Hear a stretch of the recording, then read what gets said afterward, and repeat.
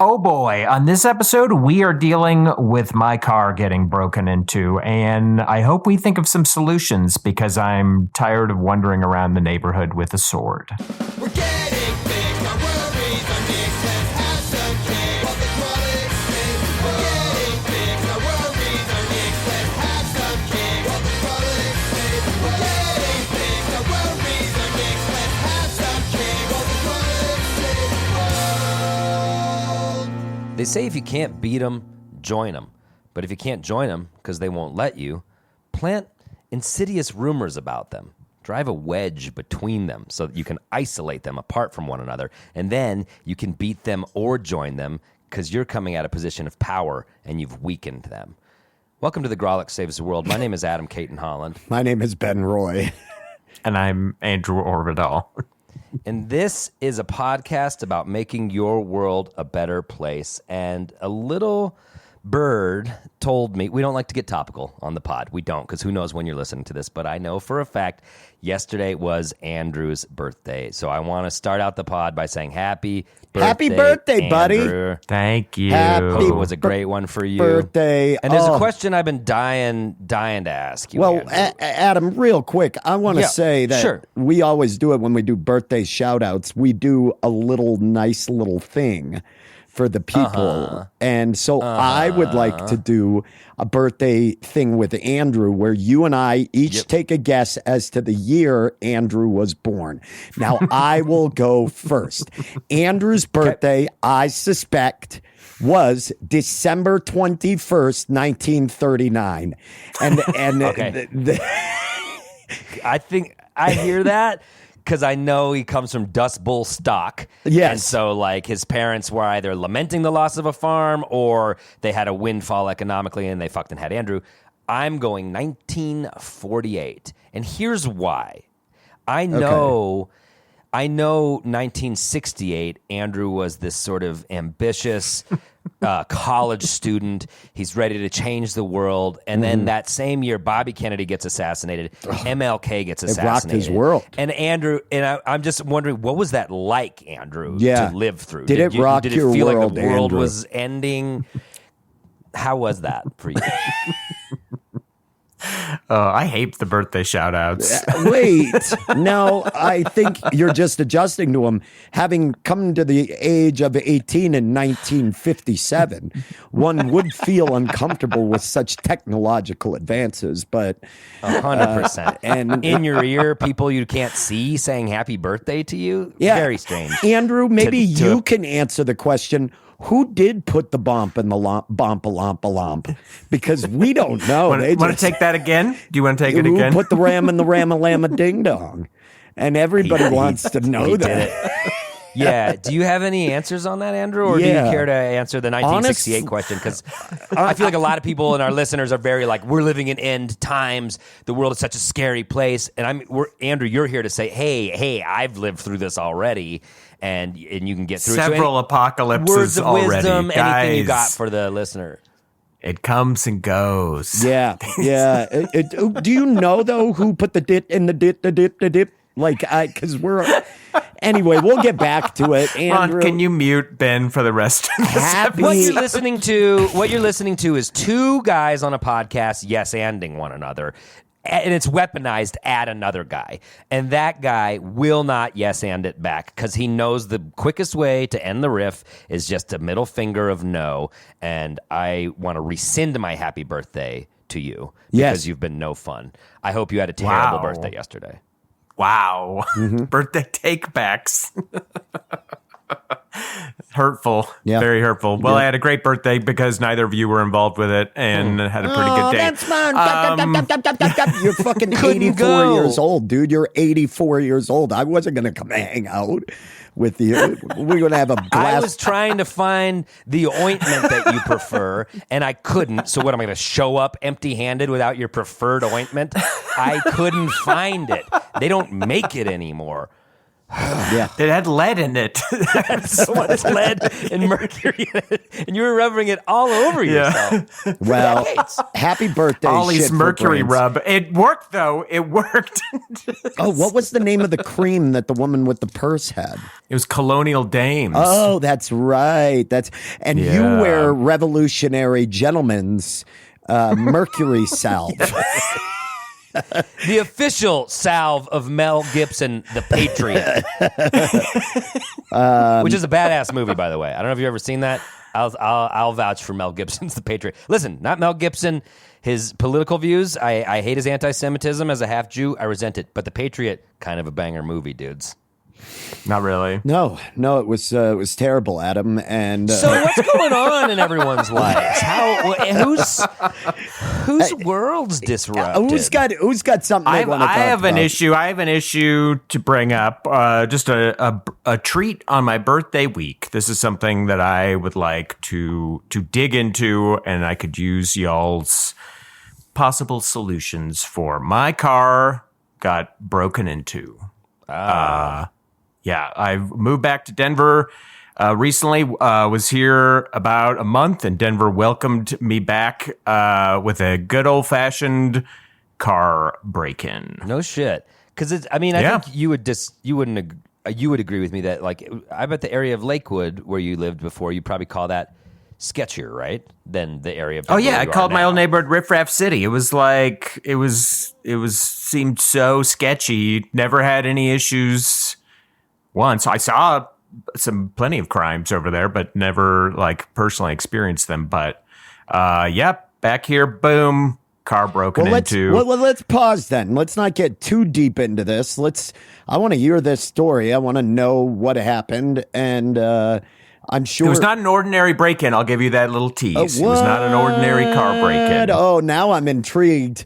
Ben, before we kick to the break, I do feel bad about rescinding Andrew's happy birthday, and I'd like Jesus, to. this back and forth with the birthday. Either give it to me or keep I'd like it. to give him a birthday like we used to do Patreon shout-outs. Ben, Andrew's preferred childhood toy. What do you think he played with when he was a kid?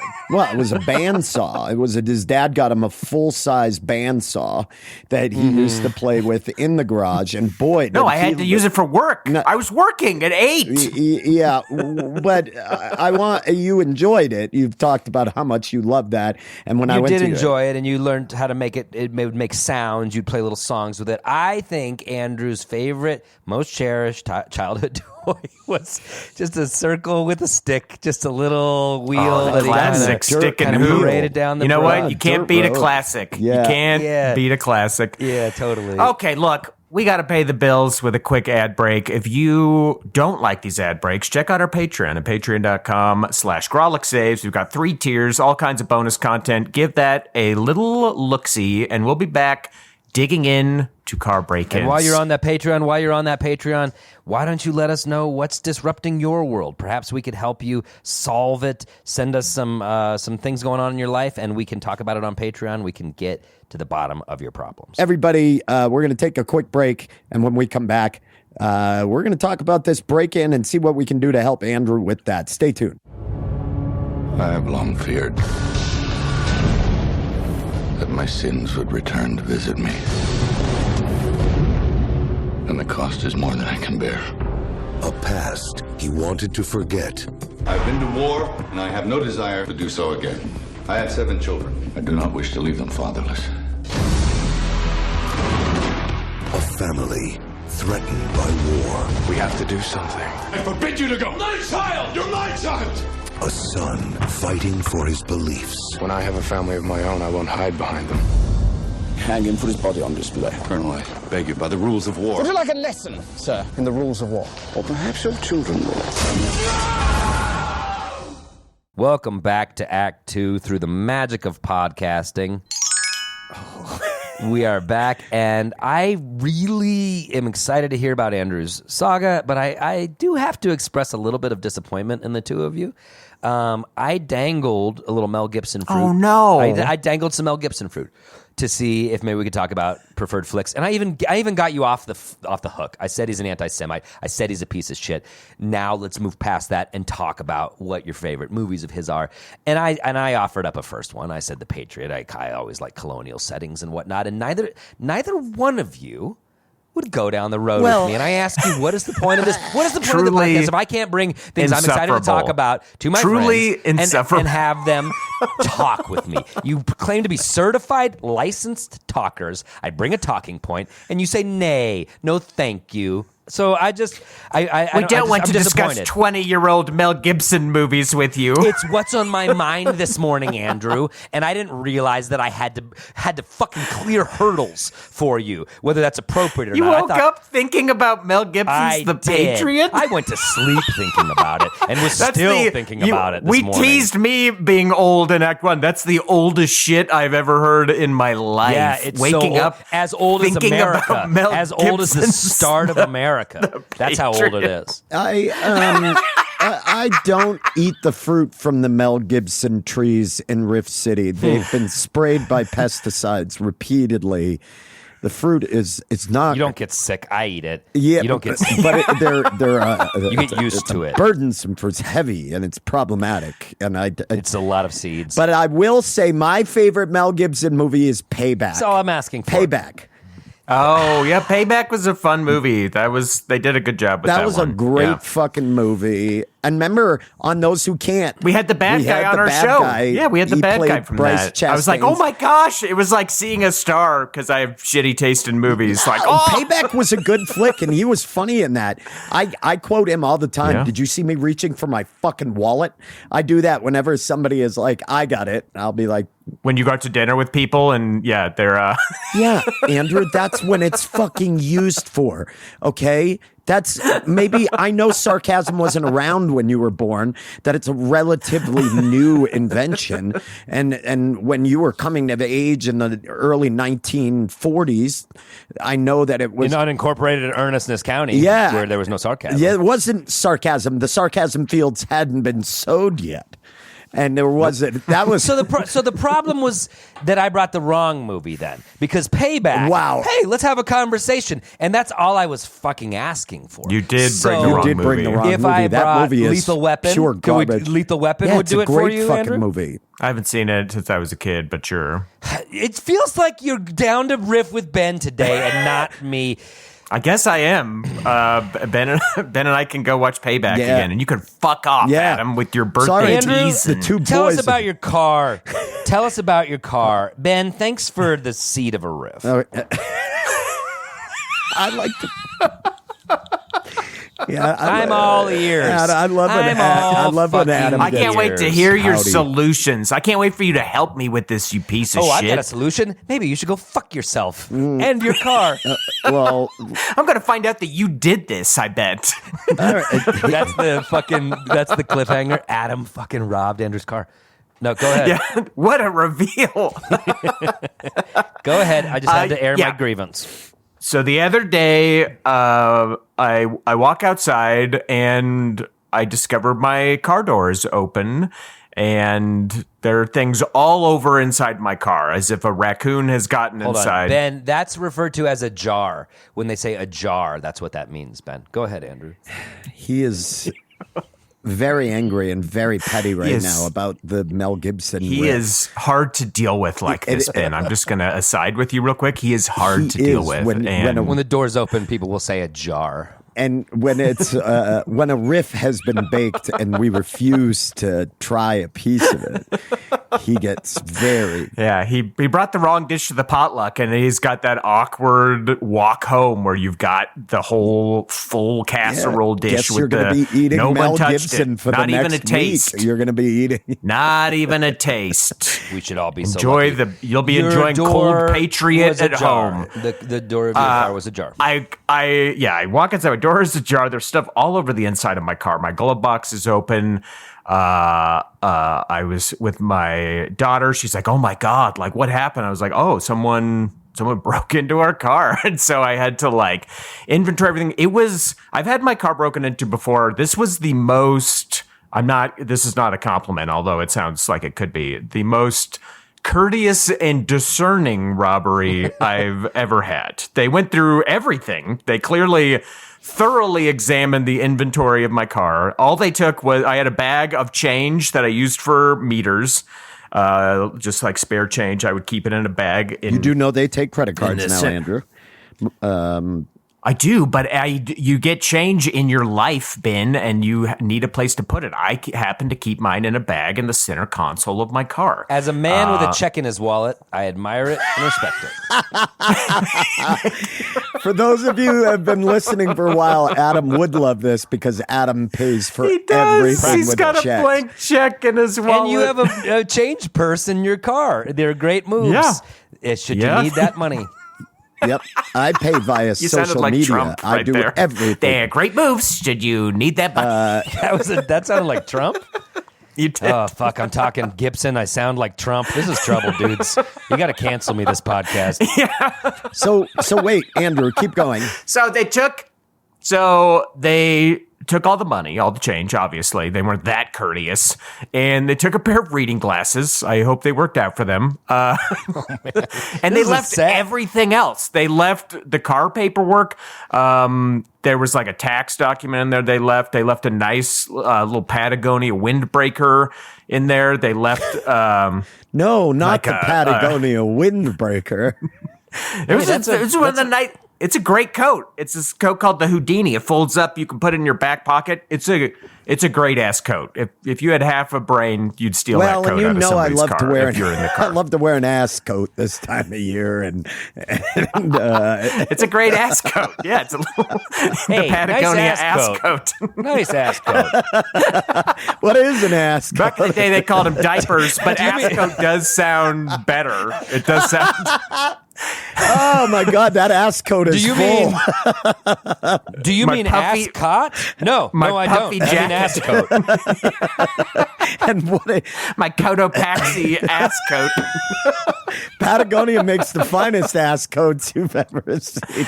No, Anybody it's from this little, Patagonia listening, we are available for ass coat ad reads should you need Yeah, them. and you're welcome for the free Houdini jacket shout out. It's a great jacket.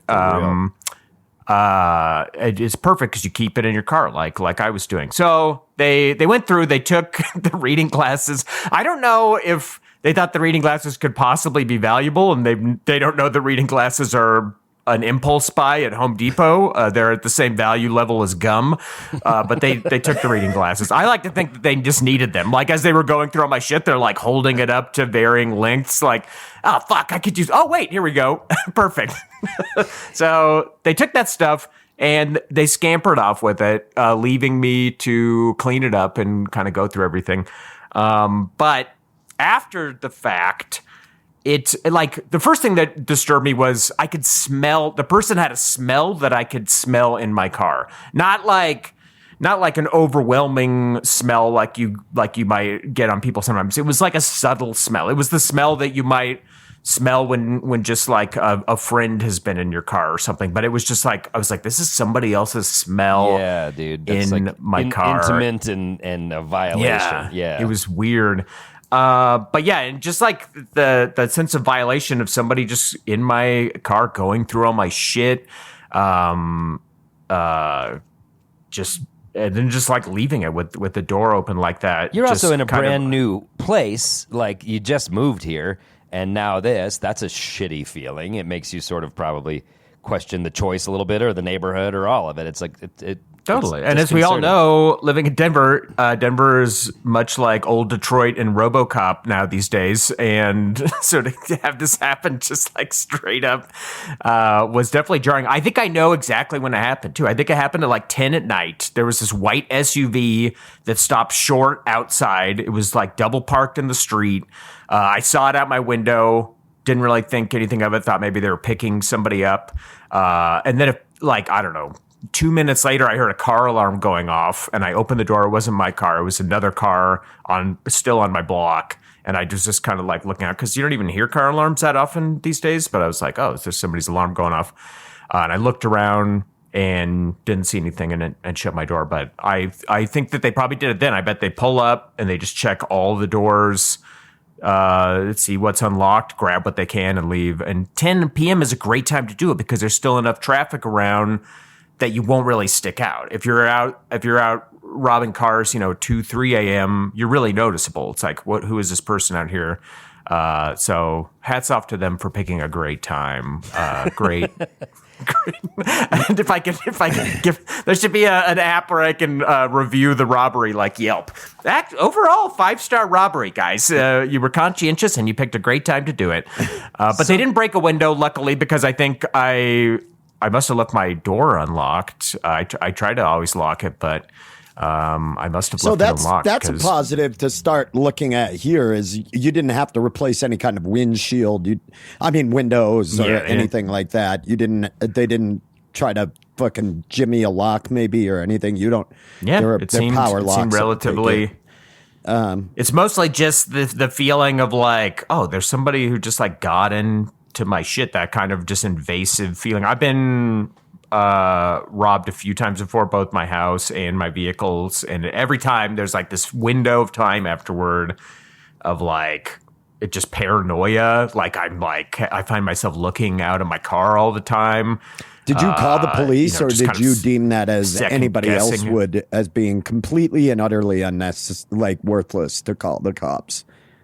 Oh yeah, I'm not going to waste anyone's time on that. No, I did not call the police. Yeah. How's your kiddo feel about it all? Have they talked about it more, or did it upset them, or just kind of in the moment that was it? I think I tried to play it off as like, I was just kind of like, oh wow, somebody broke into our car, and kind of just like tried to stick with the positives of like, hey, look, they didn't take any of our paperwork. They didn't take, they didn't try to steal the car. I had a theory that they broke in to try to steal it, but then discovered it was a manual and didn't know how to drive it, which is also a that's possibility. Actually a very big possibility is that they couldn't drive it. But I just tried to not be like, I just kind of like handle it as best I could. But she didn't seem too worried about it. She was more disturbed. We saw this woman stealing mail in my old neighborhood. She just did it right in front of us. And that disturbed her more, I guess, because she actually saw it happen. And the woman, there was like some yelling involved. It was kind of an awkward situation. Yeah, that's pretty brazen. And that'll make you like look at that person and be like, that I'm kind of scared of that person. If they just do it out in the open. That's a pretty desperate person. Adam, have you ever been broken into or burglarized at all?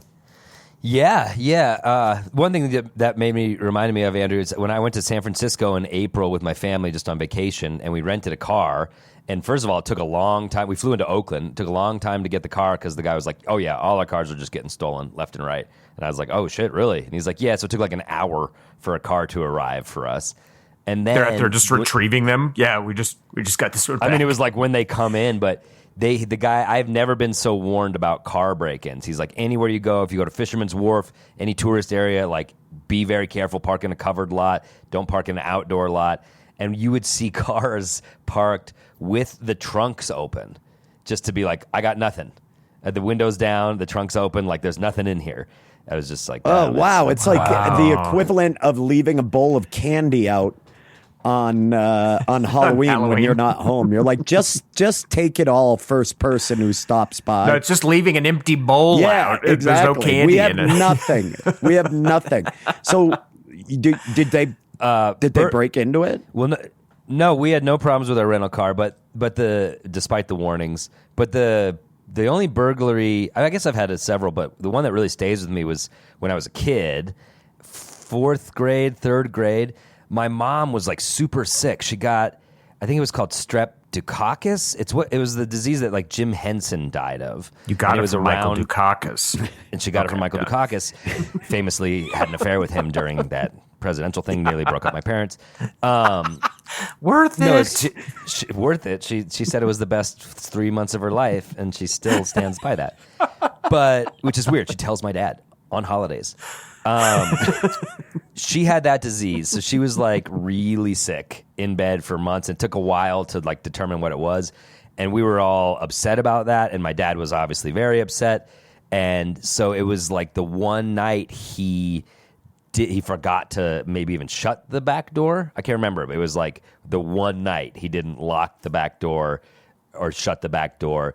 And my job during that, like my chore was to feed the cats. And I remember I'd been in bed and I had not fed the cats. So I went downstairs like, oh, got to feed the cats. Quiet house. I go down, I feed the cats. I notice that the kitchen TV's missing. And then I look and I see that the back door's open. And so I just like shut the back door and like don't think of anything. Maybe they moved their little portable TV somewhere else. And then we go to sleep, and I come back the next morning.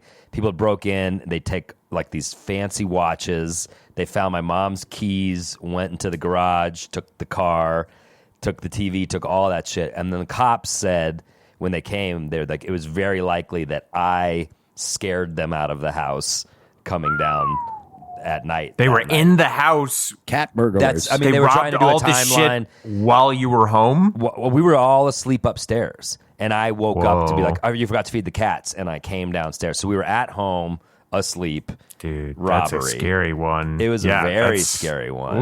And the cops were like, we can't be 100% sure, but odds are you probably scared them out of the house or whatever.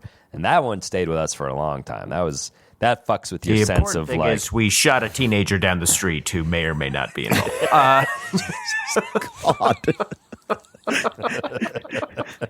Okay.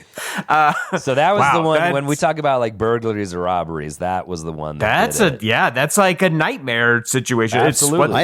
Having somebody in your fucking nightmare because I've been robbed at gunpoint when I worked at a record store, and I've had cars broken into. And what was their line when they robbed you at gunpoint? he came into the place and he walked. It was Ben's line. This is going to be bad. This for could your be health. very dangerous for your health. He came in.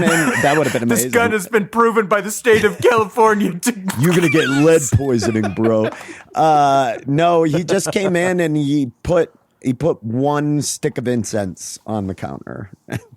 And I was like, okay. And I knew what was going to happen. He had his hand in his pocket. We'd been warned about a string of robberies. And I just was like, okay. I was like 13 cents. And I didn't open the drawer because I knew that's what he wanted. And he put a quarter on the counter. And I was like, I gave him change out of the save a penny. And he goes, no, open the drawer. And I was like, and he goes, this is a 38 I've got in my pocket. And I'll shoot you if you don't give me all the money in it.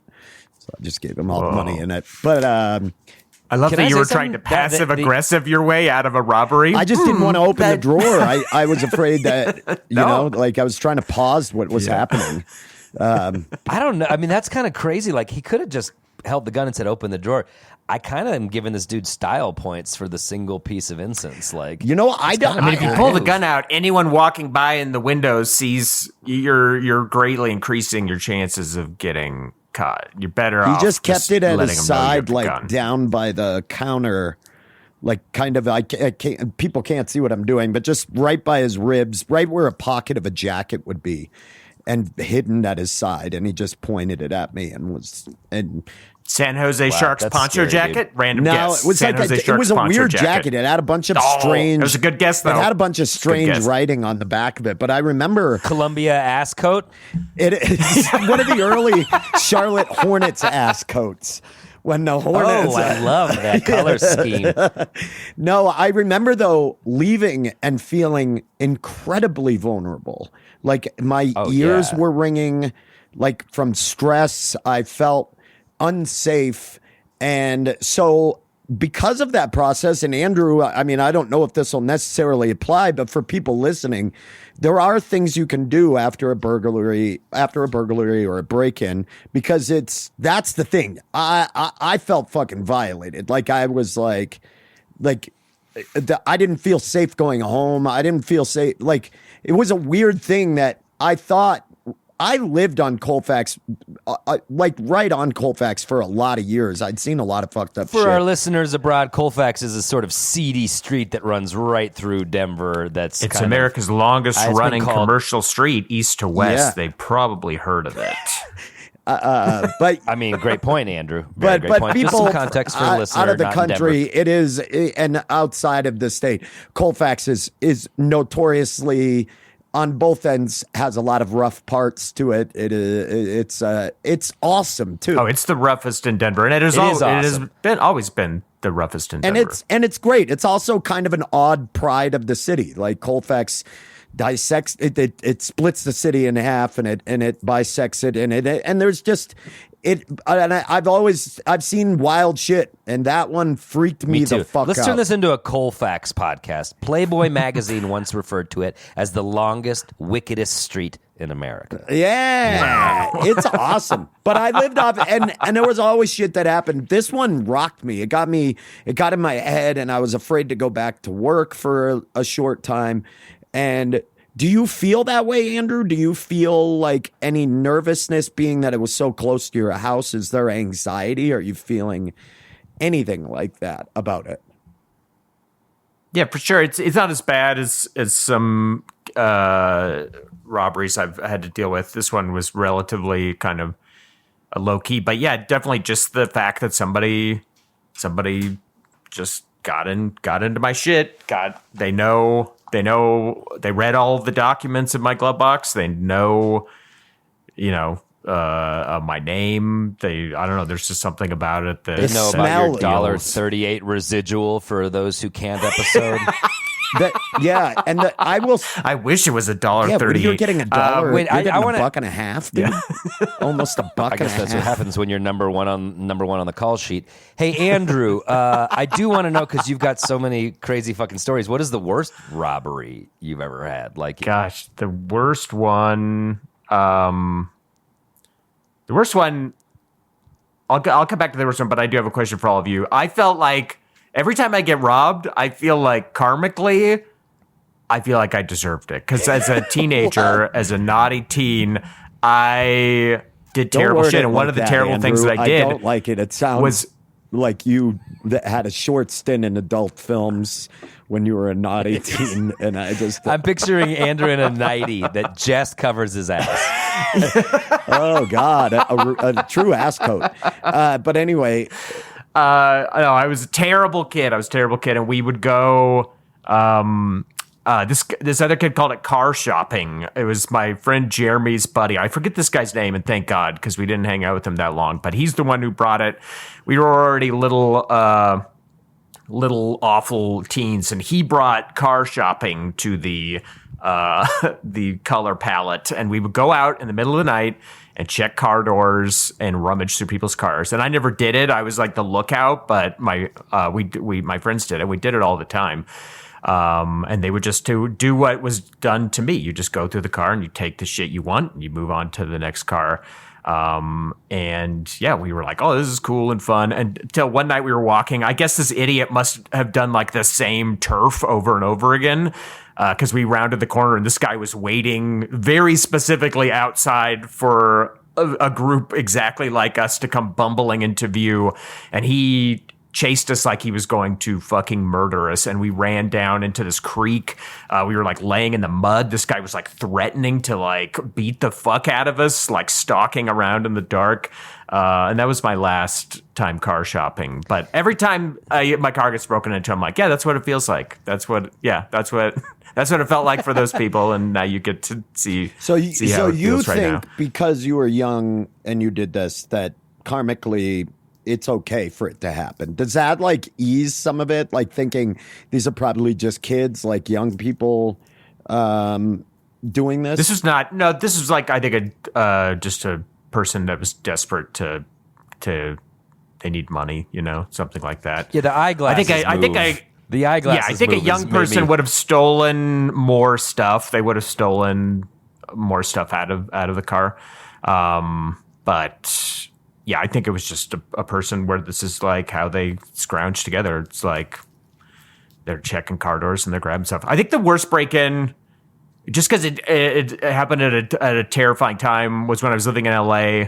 Ben and I were dealing with this like stalker person who was like messaging us. I think we've alluded to it on previous episodes of this podcast. For people who have listened to past episodes, this is the one that wanted to put me in a diaper. This was around that time. An ass coat. An ass coat, actually. A pair of Pampers ass coats, and feed me until I was, quote unquote, a fat baby. Yeah, that's what they wanted to do to me. But they said they wanted to break into my house and tie me up and feed me and watch me visibly get fatter. And they had a picture of my house that they posted on their Instagram, and it was the only picture on their Instagram was my house in LA. And at that same time period, someone broke into my house. I had a security system, and I got a notice that someone was in my house. And I was gone. We were doing a night shoot. We were shooting a horror episode on this ranch, so I was gone. But I got the notification. I was driving home, and I got home, and someone had broken into my house. There was a big, muddy boot print right on the pillow of my bed. They came in through my bedroom. That feels there was just this like big, muddy boot print on my bed, and they'd been in the house, and then they tripped the motion detector, and the alarm spooked them out. But I was like, they didn't take anything from my room that they definitely could have taken. Even to this day, I'm like, who was that who was in my house? Was that just like this was burglar, during that stalker period? Yeah, That's it was so exactly fucking like terrifying. very, very much in that same period. And I think Ben and I kind of had sussed out that person didn't live in LA from our amateur detective work, but all the same, it was like very, very chilling. I got old Fat Face right after that. My first dog here. I was like, all right, time to put a dog in this house. But that was probably the most unnerving, just because contextually, I was like, is this the person who wants to tie me up and watch me get fatter, Seven style? A truly terrifying event as well. Like ditto, that left me like shaken so bad. Where when I lived in with Crystal, my ex-wife, when we lived together, she used to come back when she worked at Comedy Works super late at night, and she came in the house, and I heard her come in, and I heard the door shut, and I was like, okay, she's home. So I started to fall asleep. Then I hear fucking banging on the door. Bang, bang, bang. The door was shaking. And I was like, what is she doing down there? And then she comes up, and she's like, hey, there's a guy that was on the next corner when I got dropped off that was standing there, and he started to try to talk to me, and I just came in the house and shut the door and locked it. Now he's pounding on the door. And so I yelled. I could just see his shadow because I was above the door, the front door, but there was an awning, so I couldn't see him, but I could see his shadow from our porch light extending out, so I could see someone was there. And I was like, hey man, what do you want? And he's mumbling, and I'm like, I don't know, you get the fuck out of here. And then he goes, your wife knows who the fuck I am. And he started fucking kicking the door. And so I put my glasses on, I went downstairs, and I was like, what the fuck is going on? She's like, I don't know. This guy was on the corner, and the door is shaking. And then it stops all of a sudden. And I'm like, oh fuck, maybe he left. And so I went to the peephole quietly, and I looked through, and there's no one there. I can see the street and everything. Then all of a sudden, homeboy pops right back in front of the peephole and starts fucking banging on the door. And he's shaking it, and he's like, I'm going to get the fuck. Your wife knows who the fuck I am. And I was like, what the fuck is this? So we called the cops. They show up way to be fair, later. That was Crystal's other boyfriend, Randy. They show up way later, did nothing, right? And Randy Dukakis. Yes. It was Randy Dukakis, guys. His little brother. Yeah. No. So smash cut. 3 months later, I'm drinking on my front porch during the summer, and there's this car parked in front, and these three like dudes who look out of place in my shitty neighborhood. Like they're dressed like jocks, just leaning against the car, and they're there for like an hour. And I was like, I wanted to play softball with you, and we needed a fucking I said, infielder, you dude. shouldn't be in my neighborhood like that. They're gonna eat you alive, Adam. You're coming in with all of your Abercrombie stuff, and you're short shorts in the summer. No, is they our were motto. they were very jockey. They had like backwards hats on. It was clearly like they were trying to look cool, but and so I went up and I was like, "What are you guys doing here?" I said it from the stoop, and he goes. One of them looks around and he waves me over and he goes, "We're just watching the house on the corner over there." And I was like, "Why?" And he go, "The Kaiser Permanente rapist lives there." And I was like, "Who's that?" And they're like, "There's a guy who's been going around Kaiser Permanente campuses, sexually assaulting women. He makes them smoke methamphetamine with them and then assaults them." And then I was like, whoa. And then he's like, well, keep an eye out. And he handed me the photo, and it was the fucking guy that was trying to get into our house. His grandmother lived on that next corner. They ended up catching him. He's been in jail. They got him that night. There was like helicopters, but it was insane. We may put that on Patreon if it's too long. But anyway, This that is great. That reminds me of another. Yeah. This reminds me of another terrifying moment. But we've got to turn the corner into positivity lane here. Yes, this is a shitty what are thing some that tips and happens to you, solutions? Andrew. It Yeah, sounds like this exactly. is something that everyone, unfortunately, has to deal with at some time or another. This like invasion of your personal safe space by someone who wants to take your stuff. So obviously I can't get my stuff back. That the actual like the crime has been done and I'm out. Whatever, a sack of change the and some glasses and the $2 change readers purse are gone. Yeah, but broader than that, what can I do to I don't know, speed up this recovery or like just kind of like gain the closure on this? I don't want to be glancing out the windows of my car all the time. I don't want to be second guessing. I saw some guy on a bicycle kind of lazily riding around the other night, and I was like, maybe this is the fucking guy. This is of course he'd be on a bike. That's an easy way to get away. I'm like, what are you doing? What the fuck is like? Just leave it, like leave it alone. But I don't know. Do you have any solutions or ideas for how to just like? Yeah, I mean, I think for me, number normalcy? one, for you, if I'm in your situation, well, you have a healthy attitude about what little money was in there and the small amount of possessions. But from a standpoint of like, I think preparedness is number one. Don't leave shit in your car. I hate saying that.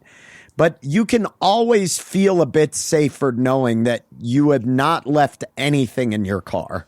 I hate saying that in a city, but I do think preparedness. No, I mean, it makes sense. I thought it wasn't visible, so I was like, you can't see anything. Even then, though, it looks like the car's empty, people know you're going to hide your in shit. there. Like they know that you're not just going to leave it out on the street. And I think being prepared in any situation will leave you feeling safer. So I think not leaving anything of value that'll stress you out if it's gone or if it's taken, just accepting that whatever you leave in the car, you're okay if it disappears. That to me is a big part of it. I've kept a signed Patriot Blu-ray in the back seat of my car since it came out. No takers, yeah. And that is because I want to be able to watch it at a moment's notice if any friends are down. And so I don't really feel like I should be forced to hide that, Ben. Like this is You're also America. telling would-be thieves, do not mess with me. This is something that I think is cool. Do not fuck with me I'm because I am unhinged. Mentally ill because I enjoy I am the deeply movie, unwell, The Patriot. and I have a signed copy. But Ben does give me a great idea. Yeah, of course, obviously I'll take all my valuables in, but I've got all this shit that I want to take to Goodwill. It just lives by my front door. It's always there. I can just put this shit in my car. Oh my God, that's leave it unlocked such at night. This is a win-win. These robbers are like, oh my God, check it out. I got this. That's amazing. This old pair of jeans. Turn your car into a community refrigerator. The Andrew Orvidal story. He's got eggs in there. He's got anything you need. Just it's gonna spoil. Put it out. Oh my God, Andrew, that's amazing. This is a way to get rid of your unwanted items. I have a juicer. I have not used in ages. Right? Just leave it in there. Oops. Oops. I guess I forgot to lock my car. But Adam, in all seriousness, do you have a real idea? I mean, I'm trying to remember how I regained my sense of peace when our family was robbed while we were asleep. Yours is upstairs. the scariest. I think that's the scariest. And it fucked with me for years. I think it's just like time and, it not happening again and again and again and again and again. I was like, okay, just time made it better. But I wonder, especially because I know you're like a gadget guy, ring cam. Do you have any interest in a ring cam? I do have a ring cam, but don't call me a gadget guy. What a terrible nickname. I call you, okay, Inspector Gadget. You love the stuff. So do you want a ring cam? Yeah, Andrew, I have a ring cam. You are a gadget guy. You've always got new shit, like the new thing. So you're cool with the ring cam. How do you feel about a piss cam? Oh, Adam. I asked if you had a real Adam, why does it always come I'm back to throwing the... ideas out. No, but it you could make always him feel throw better out the idea to of have a people piss on the can. internet watching It's him pee. I don't know. It's psychologically complex, but maybe he feels like people are watching him in his car. Maybe he wants to control the way that people watch him through his cam that he gets money for. Just an idea. No, the Ring Cam for sure. Like, do you want to like? You don't have to be looking out your window. The Ring Cam can be looking out your window. I have a Ring Cam. Does that provide any solace? Yeah, kind of. The Ring Cam, I have a whole bit about this. I don't want to do the bit, but I think the Ring Cam bit. actually just heightens your anxiety more than alleviates it. I think it makes you feel more on edge than more relaxed. Yeah, in it's my also experience. awesome because then you have a grainy photograph to give to the cops to do fuck all with. They're not going to do Okay. anything. A Ring Cam doesn't fucking do fucking anything. It doesn't. I have a new idea, and I'm sorry about the piss cam thing, but it was kind of a fun run. You've been on a real fun run Yeah. today. You're doing a 5K of riffs. Adam just woke up ready to If no goof. one's here to riff with me, it doesn't mean I stop riffing, and I think you guys need to know He's that. been running. Like I We do. appreciate. You know what? We do. He's the sole runner in a Guffaw 5K in Rift City, and it's a beautiful run. But you're the only one running it. You're the only participant. Well, Adam, nobody signed up. People are still out here riffing. This could be an opportunity. This is real in your new neighborhood to meet a few neighbors and maybe feel better about your community. Maybe you could knock on a few doors, or if you just see somebody going out to their car, use it as a conversation. We've done this in past episodes where we're like, hey, who are the people in your neighborhood? You're in a new neighborhood. Maybe if you see somebody going to your car, be like, hey, just a heads up, dude, who I don't know. This happened to me the other night. And now not only are you meeting people feeling like it's a community, but now there's more eyes on the street. Forming a neighborhood Checking it vigilante out. group. We stalk the neighborhood at night. We swarm these people with baseball bats. I like this. This could work. I like that. And I want to, if that was the seed of justice that you needed, I say go for it. Thank you. Well, we'll get into this in a future episode, but man, my new neighborhood sucks. The people who live here, they're stinkers. Okay, we'll get into it in a future episode, but Are they? I don't think it's going to work. I don't think commiserating on this car break-in, Dude, is going to work with it'll them. work. I think if anything, it's like weather. It's just a safe topic to talk about with the neighbors. Like, did you see the big snow the other day?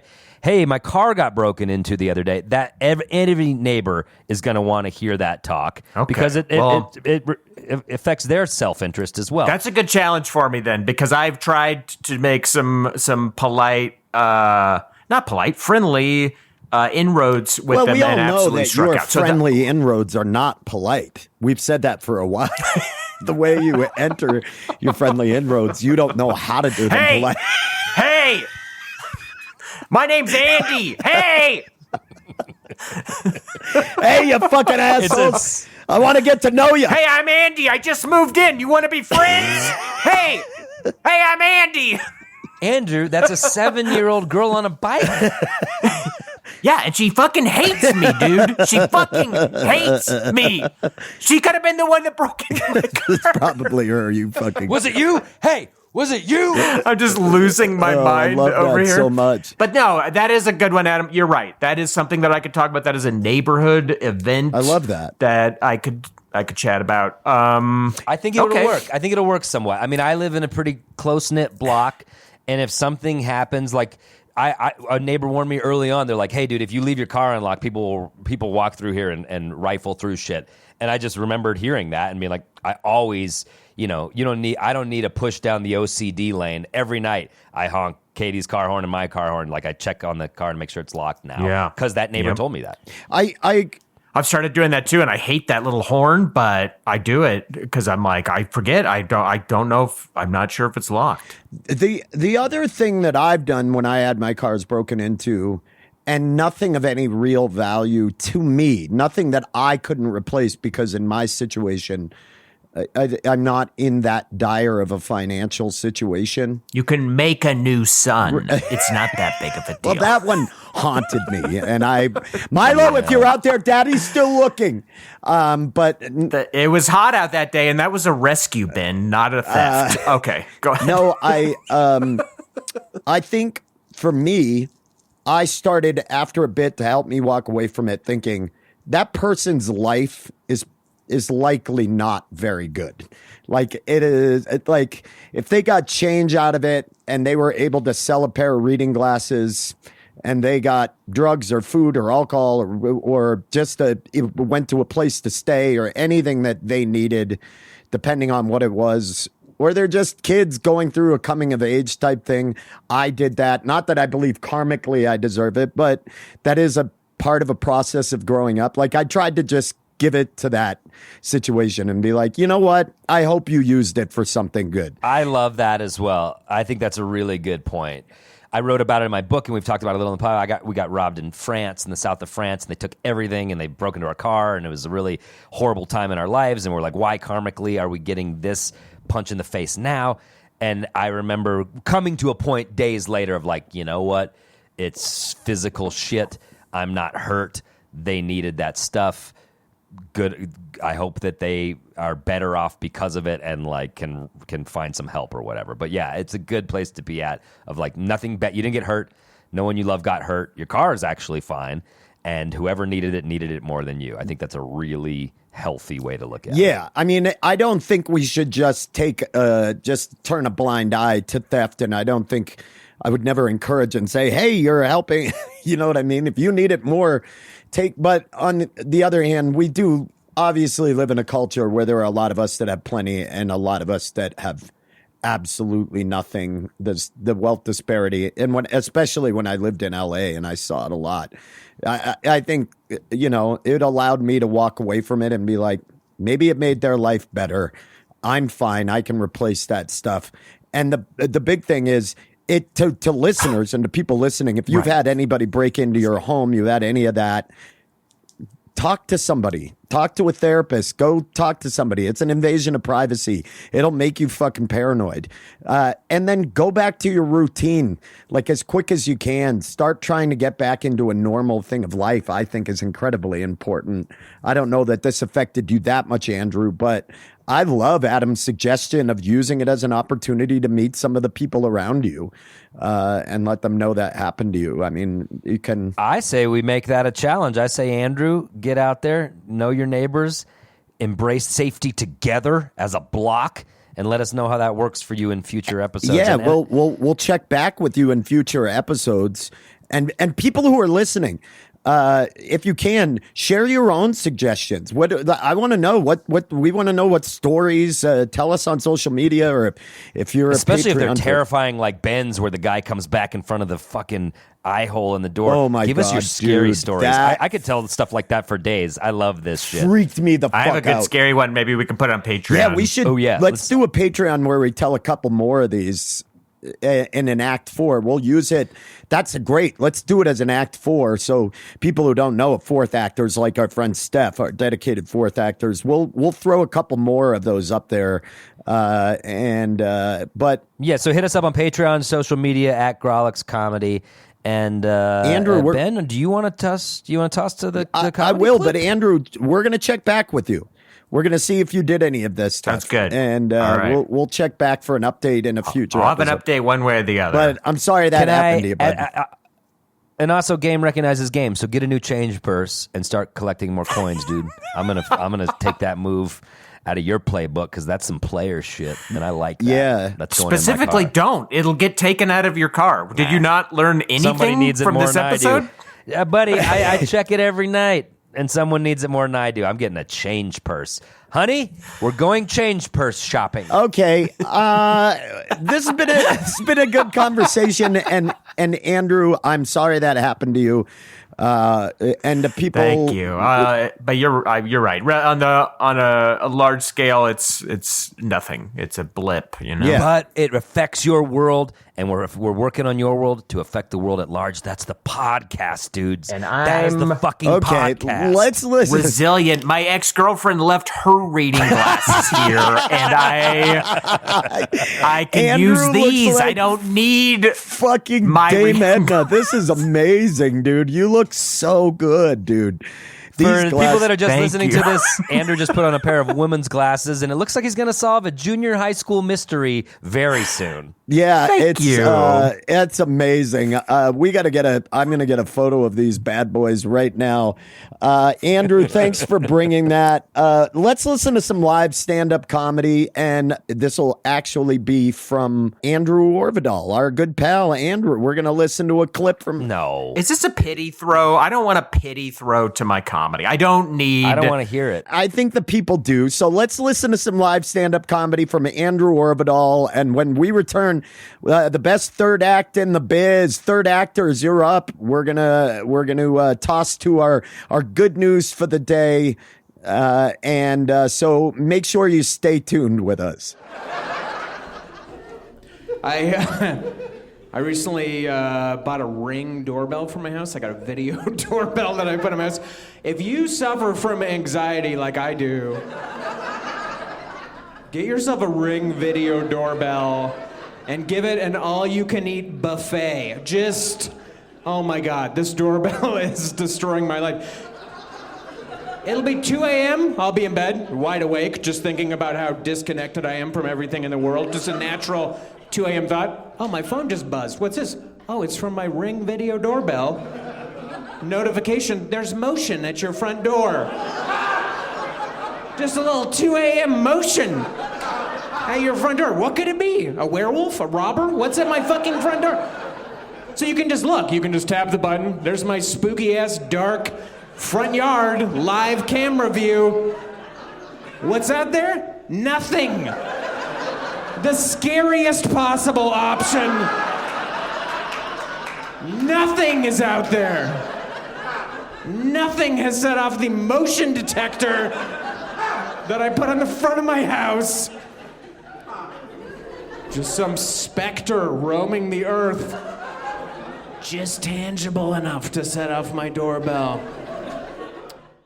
Hello, third actors. The time is now. You are here. You are with us. My God, so good to see you. Fuck, welcome to the party. You missed a heck of an episode. We talked about breaking. They don't care. They don't care. I know. I don't. They come for the third act. They stay for the third act. And they have arrived at the third act. You're where you need to be. We have a new segment that we're doing. It's a little bit of good news in the world. Kind of put a little more pep in your step. Andrew, I heard you got something you want to share with our third actors. Something. What you got, I think, girl? doesn't it have a special name, Ben? Ben has a special name for some it. good fucking news. That's what it is. Yeah, remember? that's right. Finally, That's right. some good fucking news. All right, hit us with Spelled it. Facking. That's right. This is a new bit where we try to find some real good news in the world, and I've got one. This happened recently, at least when we recorded this. When you're listening to it, it may be old news, but it's hot news today. President Biden, heard of him, just blanket pardoned all federal marijuana possession and marijuana use charges. That just happened. Whoa. That's which crazy. Is wild because I know all of us here, we live in Denver, Colorado, with super permissive pot laws for a while. Denver was actually the most permissive place on planet Earth for pot, even more so than Amsterdam. And it felt very weird to drive around and just see literally like blocks of dispensaries when you know there were people in jail and in prison for selling weed or using weed. Yeah. Felt pretty weird and and gross. Also, let's not to be performative or sound quote unquote woke, as people love to make that sound like that's a negative term, but let's not also forget that disproportionately the people that were incarcerated or charged with crimes for these were black and brown people. Like, there is no question. For sure. And then there are people making hundreds of thousands or millions of dollars off of these dispensaries selling weed. As ganjapreneurs. Exactly. Yeah. Yes, exactly. So this is good news. This is great news, fantastic long fucking overdue news. So yeah, that's chalk one up for President Biden. That's 1 to negative 456. Andrew, that was good news. And Ben, would you like to close the segment by saying this has been finally some good fucking news? And that's nice. and I'm going to say that at the end of every one. I'm going to say, Andrew, finally, some good fucking news. I think it's got a nice ring. I know you guys aren't on board with it, but I'll tell you what. No, we hate the New England of it, but I think But I like that you're happy. Is what I like. But hear me out, Adam. The amount of Patriot dog shit we sat throughout this episode, and third actors, I know this is going to be non sequitur for you. I feel it's okay if you deal with a little bit of a New England accent, considering there was so much about the movie Patriot, which I want to reiterate is a garbage film. That is a terrible movie. He didn't speak with the sort of fucking Connecticut Turnpike accent that you're speaking with. That's not how he spoke during the movie. And had he, I would not have enjoyed it. Is there a Connecticut Turnpike? I don't think there is. Yes, there is a Connecticut Turnpike. There 100% is. Letterman used to always get arrested on it, ripping from New York to his home in Connecticut. He would always get pulled over for speeding on the Connecticut Turnpike. Andrew, thank you for bringing some good friggin' news to us, and that's amazing. You're welcome. Well, I have more good news coming down the pipe. Buckle up. Oh, we've got lots of good news. We're going to keep doing this. Let's do it. Andrew, you got the first one. What you got?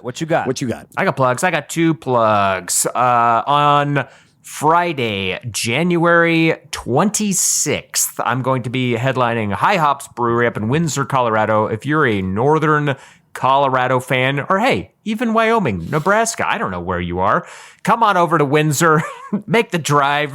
That should be a bunch of fun. I'm going to be headlining that show. Another plug, February 9th and 10th. It's amazing. I've heard nothing but good things about that. February 9th and 10th, I'm going to be recording my 3rd album and shooting a special at the Denver Comedy Underground. Check out the Denver Comedy Underground website for those tickets, because I want to see you. Yeah, you specifically, the person listening to this, there at those shows. If you don't know, I'll have a headache. If you don't know, Andrew's been doing this for a long time. He's got a number of great albums. He's also been on late night, but this is your first streaming special, right? This is the first one you've taped, if I'm correct. First video medium of my comedy. You guys have to go see this. I still argue he's the funniest one of the 4 of us, although Ron is a close second. Producer moving Ron. up. Yeah, he's climbing the ranks. His ratio is so high. He's crushing it. Is this about the Patriot thing? This is about the Patriot still, isn't it? I have a plug for those listening. February 2nd and 3rd, Spells will be playing Oscar Blues. We're going to be playing Oscar Blues in Denver on Friday, February 2nd, and then we'll be playing Oscar Blues on Saturday, February 3rd in Colorado Springs. Both those shows will be with our pals in the bands Chap and Ipecac. Great band names. So make sure you come on out, dance with us. It's going to be a rowdy time. As always, tickets are in the show notes below. Adam, do you have anything to plug? Can't go to Spells. My arthritis will be flaring up, but I will be at the Grolix January 27th, as will Ben, as will Andrew, full Grolix strength. And we have Zach Reinert and Kiri Shabazz. Get tickets before that show sells out. Our live shows are a blast. If you're on the fence, fly to Denver, come to a live show. Ben will kiss you on the mouth. Yes, he will. Big thanks to our intrepid producer, Ron Doyle, for making this show what it is. It sounds beautiful. It moves much smoother than it does when we actually tape it. Thank you, producer Ron. As always, big thanks to Mike Henderson for your help recording at our live show. Theme music brought to you by Charlie Continental. And remember, you can follow us on social media everywhere at Grolix Comedy. And if you can, support us and get ad-free episodes, Boy Crazy, birthday shout-outs, and all kinds of other perks on Patreon. That's patreon.com/Grolix Saves. Otherwise, that's an episode, y'all. And legally, that is an episode. That's legally an episode. That's how we have to end it. Legally, y'all, that's an episode. And we'll be back. I want to be the first in the new format to say, play us out, Charlie. No, God. I want to steal the second. No. This is the second in the new format. But it's the Adam. first steal. Oh, okay. Go watch The Patriot. See you next episode.